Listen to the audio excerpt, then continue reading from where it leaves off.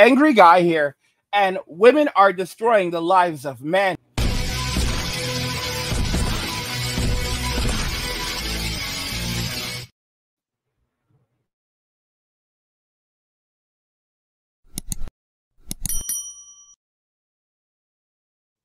Women are destroying the lives of men. Today we're going to be watching a video of Boogie2988, and he's going to be doing an audit. So Boogie was previously married. He lost about half of all of his money in his divorce, and then he's lost another bunch of money spending that over the last several years on evening delights, as Mayumi likes to call them, or ladies of the night. So we're going to be jumping into this. They're going to be doing an audit on him, audit in terms of his financial history. He's been in extreme financial problems recently. There's actually a documentary that came out on him. We're going to watch it and we're going to go through it. This is going to be so much fun. Ladies and gentlemen of YouTube, Boogie2988 coming at you live again through the power of the internet. I am an old school YouTuber that was like one of the first to the market, going back all the way to 2006 is when I started my YouTube channel. Where are you based out of these days? I'm living in Fayetteville, Arkansas, which is where I've been for 25 years. So it makes like, so you didn't do the standard like, oh, things are starting to work in YouTube, let's move to LA. Or I know that was a huge thing a few years ago. I was really tempted to, but as I said back at the time, I was LA poor, Arkansas rich. Now that's changed a lot because Northwest Arkansas has the University of Arkansas, go Razorbacks. We have the home offices of Walmart. And Walmart did this really smart thing where they told every business, if you want to sell at Walmart, you have to open an office in Northwest Arkansas. So there's like 2,000 offices, small businesses built. We're the home of Tyson Foods. So if you're eating chicken in America, you're probably sending that money back home to us. And we're the home of JB Hunt, one of the largest trucking companies. And because all of those companies are there, including the Razorback games and all of this other stuff, you have the Walmart children, the Children's of Sam Walton spending money on the area. It's become a really expensive area to live in, unfortunately. Yeah, well, that's the home of all that. But sadly, to be blunt, you're kind of the home of, I think, what every YouTuber fears, right? Yeah. Yeah. The decline. Right. I think you went from, if I'm not mistaken, millionaire, correct? A technical millionaire. I was close. I was really, really close. At one point I had, and I mean like for 2 days, when I say close, for 2 days, I had about $780,000, $800,000 in crypto. Went to bed one night and it was worth half that when I woke up. What were you in? So here's my biggest regret. I originally invested in Ethereum. And this was based on a few friends becoming Ethereum millionaires. And I had like an initial investment of about $200,000. I put it in and then it fell for the first time. Yeah. Like 200,000 went down to like 80. And I'm like, oh, you know what? I don't really need the money right now. I'm making money. I can live off of that. How much were you making? 10 to 15,000, I think. A month? Yeah, in a month, right? Incredible, yeah. Yeah, it was incredible. I mean, incredible wealth. More than you could ever hope to spend, right? Yeah. And eventually that crypto went up to past my investment point, got close. If I held onto my Ethereum right now, if I had never needed to dip into it and I had not gambled on stupid altcoins, I probably have about 1.5 million in Ethereum right now. Even still, like I don't even, okay. What year was that? What year was that? The initial investment happened in 2019. No, 2019. Yeah. Okay. How much did you put into Ethereum? 200,000. 200,000 in 2000. The initial investment was in 2018. Okay. And then the first market crash. 2018. Let's say you put it at the beginning. S&P 500 was worth 271. Now it's worth 458. It would have almost doubled. Almost doubled. To if I put in like traditional stocks or traditional. Just the S&P 500, just following the market in general. Yep. Was there not a single person surrounding you? Was there not a single person just in your YouTube circle, in the family circle, who's like, dude, I had the opposite. You're making money. I had the opposite. I had people telling me, you should invest in crypto. Everybody I knew was everyone you knew. All of my YouTuber friends, McJuggernuggets kid behind the camera, all these people. Okay. They're like, look, I've made millions from crypto. I've made millions from crypto.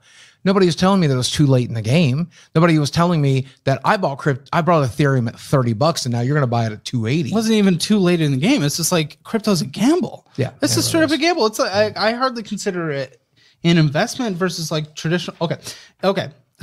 Just to be clear, the investment was absolutely worth it.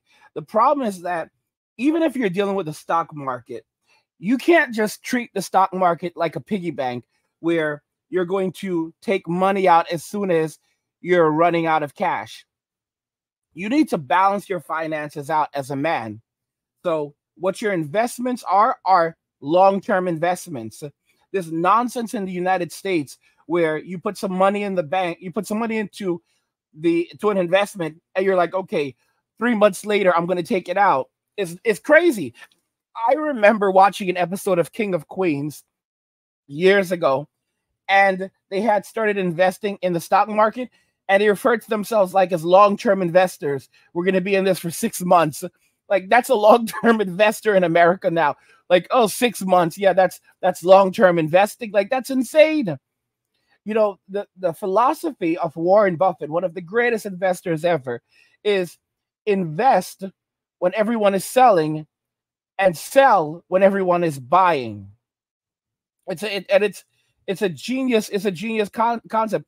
Basically, when everything is going well, that's when you should be selling. And when everything is going bad, that's when you should be buying, because the prices are going to be highest when everything is going well, and the prices are going to be their lowest when everything is going bad. And by understanding the markets and your investments, you can understand, hey, this is a good investment.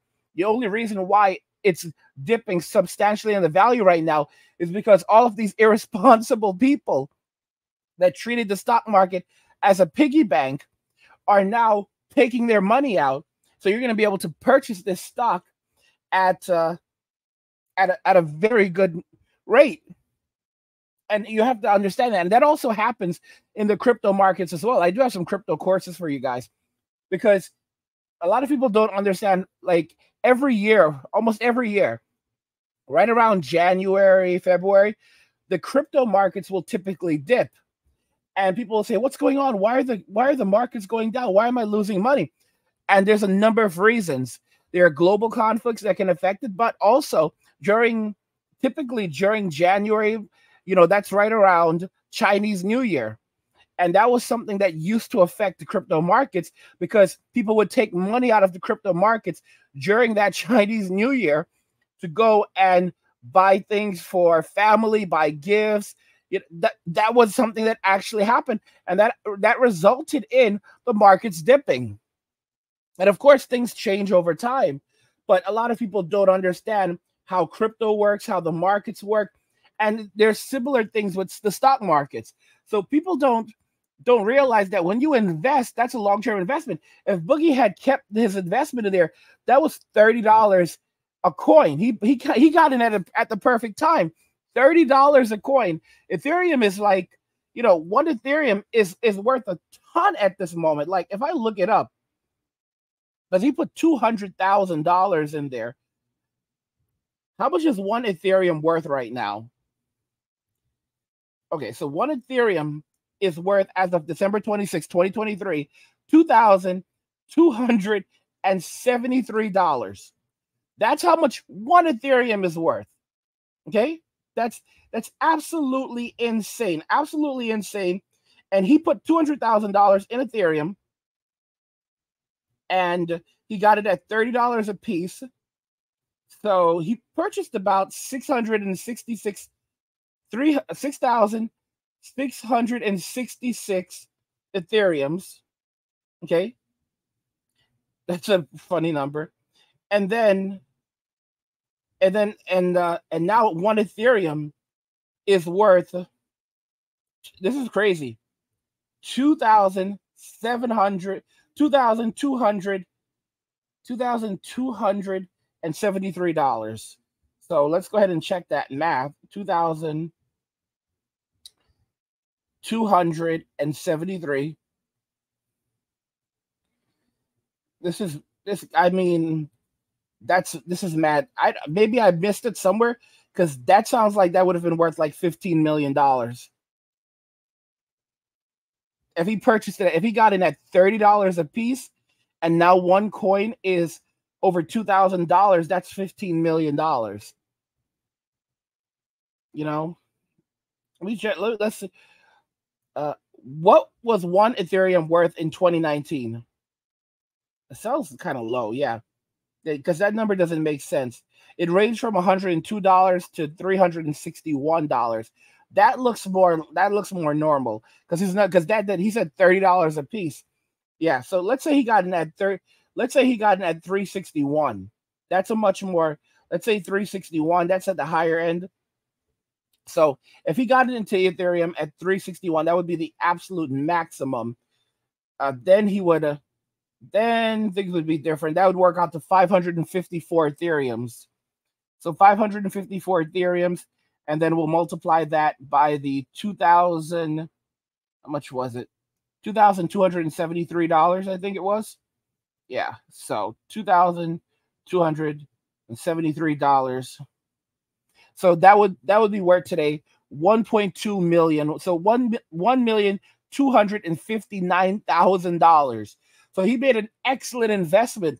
The problem is that he was trying to live off it.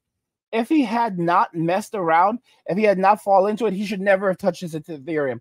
He should never have touched his crypto investments. He would be a crypto millionaire right now. And not only would he be a crypto millionaire right now, but he'd also be in a much better place. I mean, he wouldn't have these issues. So, I mean, not to make any excuses, but keep in mind, I didn't come from money. I'm the son of a coal miner, Me either. right?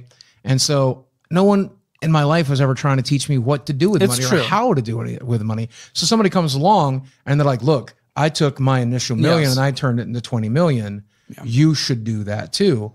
That's why I'm excited about this conversation. Yeah. Usually on the show, I just meet with random people who are either a part of the audience or they're off the street, and I just help them through the situations. You're an interesting case here because you follow the case of the professional athlete, the actor, the YouTuber. Yep. Boom, lots of money comes in. We put it here, we put it there, we spend it, it just goes crazy. Then we end up broke. It's a traditional story. And that's why I'm so excited to have this conversation is because you just followed that path. I mean, what would you say you're worth today in total? The equity in your house is what's carrying you. Yeah, that's everything.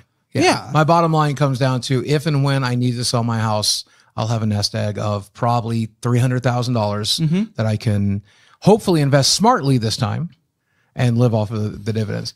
I would like to think I wouldn't screw up a second time. I wouldn't like buy crypto a second time. But like what next? Like would you say you've become educated on personal finance? I at least know not to do that. And I think the other There's a lot more not to do. I think the other thing to do is hire a professional. Yes. Right? Yeah, get that financial advisor in your corner. That is like the key. Okay. So I just want to start with the basic things for where we are today. YouTube ad revenue. That's the big boy. That's what's bringing in the primary cash monies right now. And I showed you my numbers. I made about $44,000 in the last year, which gives us $3,724 a month on average. But we know a lot of that has to do with huge spike came from this documentary, right? Okay, the documentary linked below. Mike's awesome, and that spike absolutely will not be sustainable. Now I have a few other projects. I got a great podcast in the works called the Lolcow Podcast. We just made our 5th episode. It's profitable. I think that's going to be an income bring-in. That's easily going to bring in probably $2,000 a month, I think, within the next 6 months. So that's going to be a nice lifeline.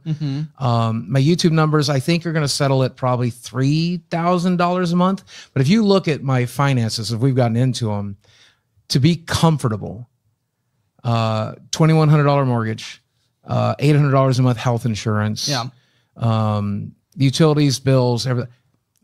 I need about $7,000 a month to maintain my existing lifestyle, which I just don't think we can do. Trust me, we will get there. Yeah. Patreon, like honestly, what's even the point? It's $122 a month. I never. Are you doing anything? No, I never. On there? No, I never promote it. See, okay.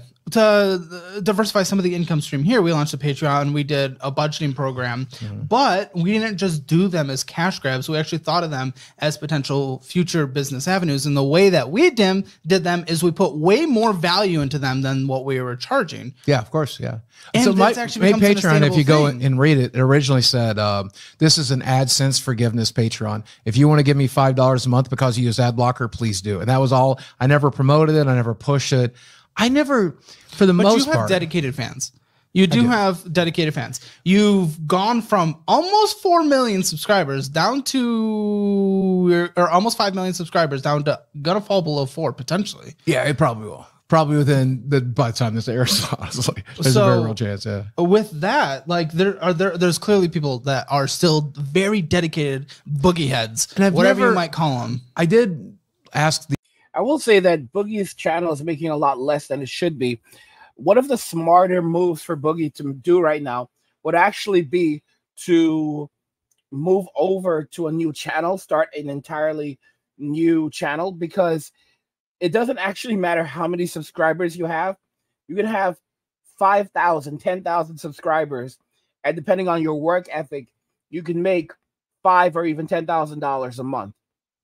From that, there's a woman on YouTube, if you watch vidIQ, she has a channel with like 500 subscribers. I think it was more like 450, and she was pulling in like $500,000 or almost $500,000 a year from just like 500 subscribers. So it really depends on your engagement. That's one thing I really specialize in, learning how to use YouTube and make money on YouTube. And I've been doing this for almost 10 years now. So if you guys are interested in me creating some courses for you guys, I plan on doing that, centered around YouTube and building a business, a brand on YouTube, and making an income on YouTube, because that's one of the best ways you can gain financial freedom and being able to become a passport king, travel the world, and work remotely. There's nothing like being able to do that. There's also a bunch of tax-related things, such as forming your own business, protecting your assets, even being able to reduce your tax liability. These are things I know about because I've been doing it. I've had to learn the hard way how to set these things up, how to do this, who to trust, how to, find someone reliable that's not going to, mislead you when you're starting your business and your brand, and doing this as a cost-effective way. Plus also, not getting carried away and losing tons of money right off the bat, because there's a lot of lawyers involved and they can screw you up. And financial advisors, you have to be careful there as well, because they have their own interest at hand. So I can help you with a lot of that. Let me know how interested you are about getting access to that kind of information, learning how to build your brand on YouTube, start a YouTube channel, finding your niche. And I can get you up and running within probably a couple of months. If you follow my tips, within a couple of months, I can get you monetized very quickly. You can start making a couple $100 right off within probably the first month or two. And within a couple of months, you should be able to make a sustainable income on YouTube. But let me know how interested you are in that. Guys, if you want to check out the full video, I'm going to link it in the description so you can go and watch the full video where Boogie talks about everything and, breaks it down. Let me know what you guys think in the comments. Like the video if you like it. Don't forget to subscribe. And if you like the video, share the video. And just remember that all roads lead to MWA, men walking away, and cheers.